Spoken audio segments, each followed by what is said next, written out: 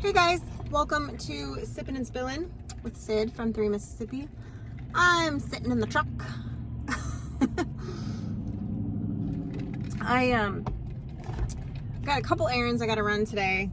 I realized, number one, that I messed up and I did not file the, what do you call it? It's like the homestead exemption for my taxes, for the land taxes. And I realized that when I got this year's bill, and I went, wait, I thought I did that. And then I was like, oh no, I actually didn't do that. There's a lot of things when you move, especially to another state, that you gotta like keep track of and change over and switch and do all the things, right? And I was pretty good about doing all that stuff. The only thing that apparently I failed on was that, which is a bummer because that's like, money that I didn't have to spend that now we have to spend. But whatever. So I got all the paperwork that I need, except for one of the things that I forgot to grab before I left the house, which is not the end of the world. I have time to do it. I mean, I have 6 months or 4 months to do it because you can do it between January and April. But I'm going to try to get it done this week just so that it's checked off the list for next year. And then I won't have to do it again. Once you do it, at least in Mississippi, once you do it, it's done until you change properties or whatever. So that was 100% my screw up. But in all fairness, I had to take care of switching over the driver's licenses and the car insurance and the homeowner's insurance and switching over our health insurance and switching over the registration of everything and stupid things that you don't think about, like any delivery service that you've ever signed up for that your address is linked to, you have to change it in like 4 different places. It's like, all the stuff. So anyway, so I gathered all that stuff together. I'm actually going to the doctor today, which is, just ended up getting here early. So I thought, well, I will talk to you guys. But it is another thing. I mean, I don't like insurance. Guys, I've mentioned before that I worked in pharmacy for like 20 years, and insurance is it's become such a scam in a lot of ways. But there's also, in a lot of ways, like, you can't get around it in certain scenarios. And if you don't have, insurance through your work, or you have it, like if you're a small business and you have it, you can only get this much coverage versus this much coverage if you have 50 employees or whatever. And then there's the whole you're paying almost as much but you're getting half as much. I don't enjoy that. So I'm still on the hunt for some better alternatives, but I found, for now, a much better one than we have had when we initially moved. For, I think it was only about it was about $100 more a month, but it's hopefully going to be worth it. And we don't go to the doctor when we have a cold. We're not those people, right? We go for, certain kinds of checkups, and once in a while for blood work for things. And that's really it. But Mike and I are getting older. It's a good idea to have insurance so that if something happens, you're not blindsided. However, the amount that you pay into and then the amount that you actually get in return, I often feel like if we just stuck that money aside every month and paid ourselves with it, that would be better, because your eyes and your teeth apparently are not part of your body. So those are never covered. Those are separate. Such a scam. Anyway, that's my rant for today. Mainly because I had to deal with the insurance company today and whatever. But it is what it is. I did find out some interesting news today, which I was concerned about. So y'all know we raise our own meat birds. And last year we did a really small batch because it was our first year here in Mississippi. And so we're kind of starting all over. And, the coop was still being built for the laying hens, and we had built one chicken tractor. And so we just did about, I don't know, we only did, what did we do? 25 birds this year. Normally we would do, in a season, we used to do, 250, 300. And so a very small amount in comparison, which was fine for our first year. But I didn't start my quail. I didn't do any turkeys.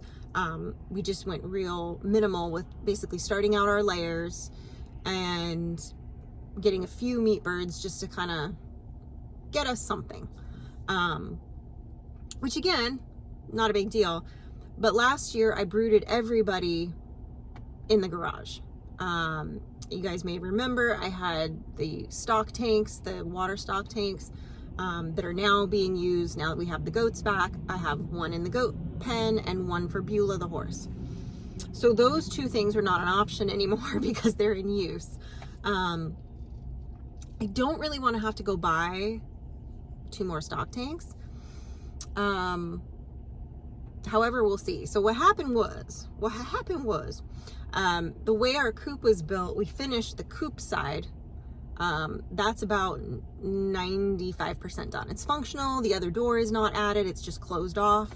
And there's a couple little finishing touches that it needs. And the gate on the other side is not hung yet through the run. The second half of the brooder, the second half of the coop is intended to be feed storage and the brooder for the birds.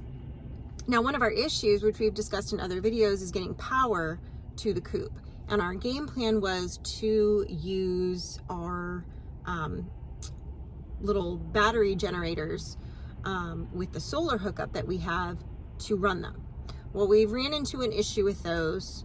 And so we're still trying to see if we can troubleshoot that, but we are running out of time. So Mike said today that, hey, I'm going to build a brooder in the garage that we can then move to the coop later. And I guess kind of install it in later once we get the power situation figured out. But he's concerned about the reliable power. And because we'll be starting to brood in the end of January, the heat, of course, is a concern. Because baby birds won't live if it's cold and they don't have no mama. And even if they do have a mama, they sometimes won't because, sometimes the mom will give up at a certain point or whatever. I've had some birds that have been excellent moms, and I've had some birds that just kind of go, oh, you're 4 days old now and you're starting to eat and drink on your own? Deuces. So, it just depends on the bird. And I don't have any silkies right now, and the silkies honestly would not be able to brood. I'd have to have 1,000 silkies to brood 50 meat chickens because those chickens are so much bigger than a silkie that it wouldn't work. I've had silkies raise turkey poults before, and that works really well. But especially if they've got their own chicks or other chicks that they've hatched out at the same time, because for me, I always like to raise poults with a few chickens, because turkey poults, in my experience, they lack the ability to figure out oh, I need to eat and drink. So I always like to have a chicken or two in there to teach them that, hey, guess what? You got to eat, you got to drink. These are the things we got to do. So that being said, that wouldn't be working. So I don't know exactly what his plan is yet because we haven't discussed the design of it. I'm not excited about having a brood in the garage again. I was really hoping to not have to do that because it's, the dander and the mess, and it's just easier to do it outside for those reasons. But it's going to be what it's going to be, and we're going to muscle through, because it's really that first, depending on their growth rate. I've had some that take a little longer, but usually at the 4-week mark, they're feathered out enough that they can go outside because they do grow so very rapidly. So that is my hope. My hope is that these guys stay on schedule growth-wise, and I can get them cranked out and outside fast enough, because I do have, 4 weeks later, I do have another 50 birds coming. And then after that, you know, we get closer to spring, we've got the turkey poults coming, but by then those guys will be, you know, out and whatever. So we'll see. I'm a little like, you know, but clock's ticking. Here we are in January, and I've got birds coming in less than 4 weeks now. So we gotta put something together. Even if it does mean a last minute run to the local feed store and getting a few stock tanks and doing it that way again, not ideal. But if I have to, I have to. It's not like those stock tanks won't get used, and they're not super expensive. I did find some, which I know they exist, but that's how you know, like, social media is watching you or whatever. Literally had just gotten that text message from Mike, about, you know, hey, I'm gonna have to build the brooder in the garage, to like 5 minutes later, scrolling through the Facey bookie and seeing an ad pop up for chicken brooders that are like all enclosed. And I've seen these before. These are not new. I had never seen this brand before. Now I don't remember what the brand is. However, I might reach out to them and say, hey, here's my current predicament. What do you think? And see. Because I always wonder about those, because I've seen some that are really good and really productive, and then I've seen some that are kind of questionable and don't seem to offer enough warmth and air circulation for the critters. So I'm not sure yet about that. I saved the store link so I could take a peek at it when I had a little more time. But yeah, so we'll see. I'm not sure what avenue we're gonna go with now, and what all he's thinking of exactly building. So that's gonna be a conversation. It's gonna be a conversation to see what we want to do with that, because, you know, that's our chicken. So for, you know, not only for us for the year, but, you know, to start building up so we can be selling poultry again during the season would be nice. So that's my hope. My hope is that I can make that work and do the thing. So we'll see. But, you know, nothing goes quite as you plan sometimes, and I'm sure that we will eventually get all these kinks worked out. It's just, there's struggles sometimes with, you know, adapting to your new setup when you're trying to incorporate animals at the same time, that we're still kind of occasionally running into or figuring out. So that's to be expected. I'm not mad at that. It's just one of those things where we have to just kind of have a little brainstorm about it, figure out what we're going to do, and then get on with our bad selves and do the dang thing. So we'll see. But I feel bad, and I just want to say this too, totally off topic, but I feel bad because, you know, we're down here in Mississippi. It's about 6.5-ish hours from our place to, you know, the area where the majority of the rest of the family lives, in that Arkansas cluster that they're all in. And there's been a bunch of them that have been really sick lately.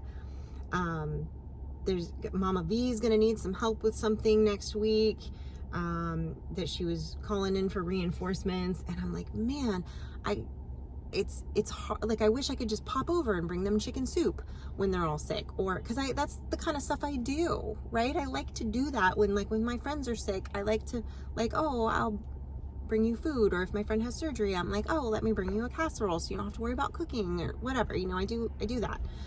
So I don't like the fact sometimes that I'm that far away from the rest of the gang, because it's hard to just be like, oh yeah, I can come up for a day to work on it. I can't, because I gotta go get a place to stay. I can't leave, and it's also, you know, it's in the middle of the week, you know, and it's a little harder to pop over and help with things when you're also talking about, you know, 12 hours of travel time mixed in there. So that just makes it a little trickier. So I feel bad about that. But I know there'll be times like where they'll need help, where we can schedule it and we can be a part of it too. But we it hasn't, you know, a lot of times it's like, I don't want to say it's last minute that they're like, oh, we're at this point, but sometimes they don't know until like the rest of the pieces arrive, or until they get to a certain part on their build, and then they're ready to help, you know, then they're like, well, we need help with this part, you know. But and then it's not that it's last minute, it's just that that's how the timing works. So it's hard for me, who's farther away, to be like, yeah, I'll be right there, because I can't always do that. So that's a bummer for me, because I feel bad and I would like to help. So that's all I have to say about that. I know everybody's on the mend in Arkansas. I've talked to the family. They're doing better, but there's some of them are still kind of dragging through. But anyway, guys, I got to get in there and do this whole fun thing. I hope you guys are having a blessed beginning to your new year. And as always, safety's off.